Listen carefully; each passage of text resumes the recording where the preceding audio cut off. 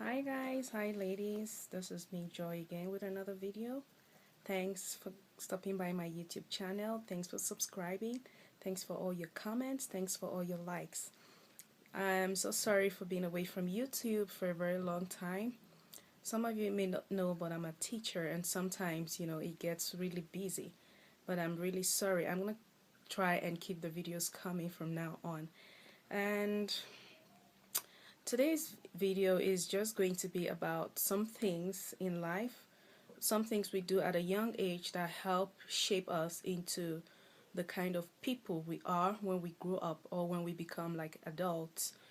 It could be like, negative things that maybe we do as teenagers and how they affect us negatively in the near future, or it could be like positive things we did as kids or as teenagers that help to shape us into becoming better adults. So in today's video, I'm going to talk about 3 books that help to shape me into a better person, into a better adult. There's so many things that people do when they're teenagers that affect their life, their quality of life or their lifestyle in the long run. But today I'm just going to talk about books. And the first book that helped me to become a better person or a better adult is called The Prayer of Jabez. And I don't know if it's pronounced Jabez or Jabez, but for the sake of this video, I'm going to be I'm going to be saying Jabez for the sake of this video.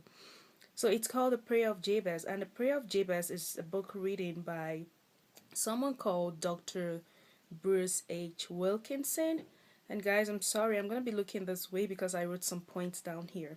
It's written by Dr. Bruce H. Wilkinson. And it's a book about a young man whose mom gave birth to him, a Bible story actually. This young man was given birth to, and his mom birthed him in pain. And as a result of that, the mom decided to give him the name Jabez, which means pain.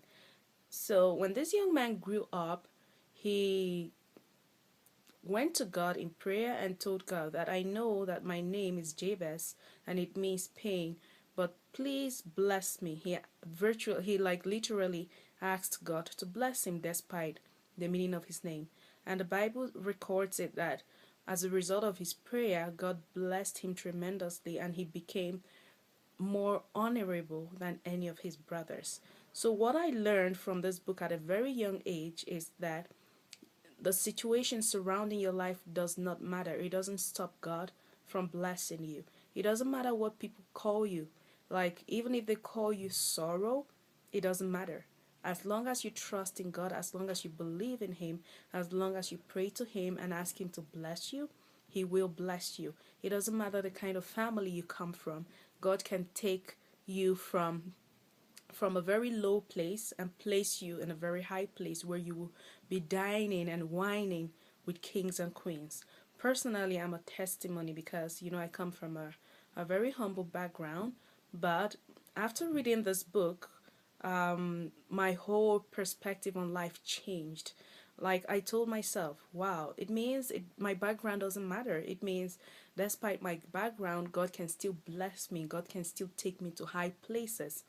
And that really helped me. I read this book when I was 17 and it really helped my way of thinking and everything around me, my perspective on life and everything in general. So I would really recommend this book if you're looking to add a book to your bookshelf. I would really recommend this book. Or if you have like teenagers who are just growing up and if you want to like impact on them some virtues, you can add this book, you can buy them this book. So, and the second book is a book called Who You Are When No One Is Looking. I do not remember the author of this book, but it's a really good book. And what I learned from this book, like the name implies, is no matter where you are, whether there are eyes looking on you, whether there are people watching you, you should always do the right thing. This book taught me how to do the right thing at all times, whether I have someone there to validate what I'm doing or not. The book taught me to be a person of integrity and true character. And we can only be like people of integrity and true character if we're not looking for people to validate our actions, if we're actually like doing the right thing always at all times, whether in the presence of people or whether no one is watching us. That is when you become a true person of integrity and character. So that was what I learned from this book, and the book really helped me because at a point I had to like leave my parents and go off to college, and then after college I started living alone. So the book helped me to become you know a more respectful person, a more respectful person, yeah. So despite the influences around me, despite peer pressure, the words in the book